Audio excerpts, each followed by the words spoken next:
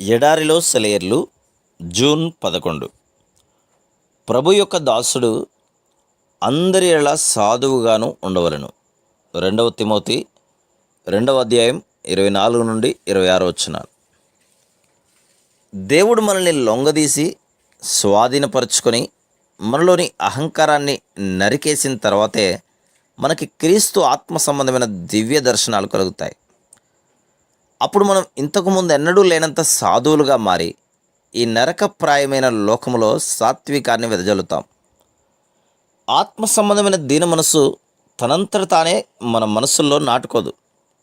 మనం తగ్గింపు స్వభావం అంటే ఏమిటో అర్థం చేసుకొని మన ప్రవర్తనలో నమ్రతను అలంకరించుకొని మన తలపుల్లో దానిని జాగ్రత్తగా పోషించుకుంటూ వస్తే గాని సాత్వికం మన అంతరంగంలో నిలకడగా ఉండదు.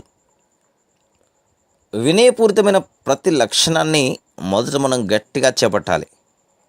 ఆ పైన ప్రార్థనాపూర్వకంగా దాన్ని అలవాటు చేసుకోవడానికి పట్టుదల కలిగి ఉండాలి. ఇలాంటి నమ్రత అలవడానికి దారితీసే శ్రమలను చాలామంది ఇష్టపడరు. మనకి సాత్వికం రావాలంటే ముందుగా మనం చనిపోవాలి. అంటే అహాన్ని నిజంగా విరగ్గొట్టి నలగొట్టేయాలి. అది హృదయాన్ని పిండేసి మనసుని ఆక్రమించుకుంటుంది. ఈ రోజుల్లో మానసికంగాను తార్కికంగాను మనం అలవరుచుకునే పరిశుద్ధతలు కొన్ని ఉన్నాయి. ఇవి కట్టుకథ లాంటివే.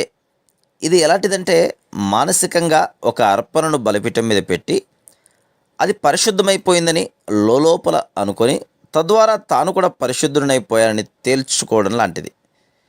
అలాంటి వ్యక్తులు వదరుబోతుల్లాగా తేలిక హృదయాలతో తేలిక మాటలతో దేవుని రహస్య జ్ఞానాల గురించి కబుర్లు చెబుతూ తిరుగుతుంటారు.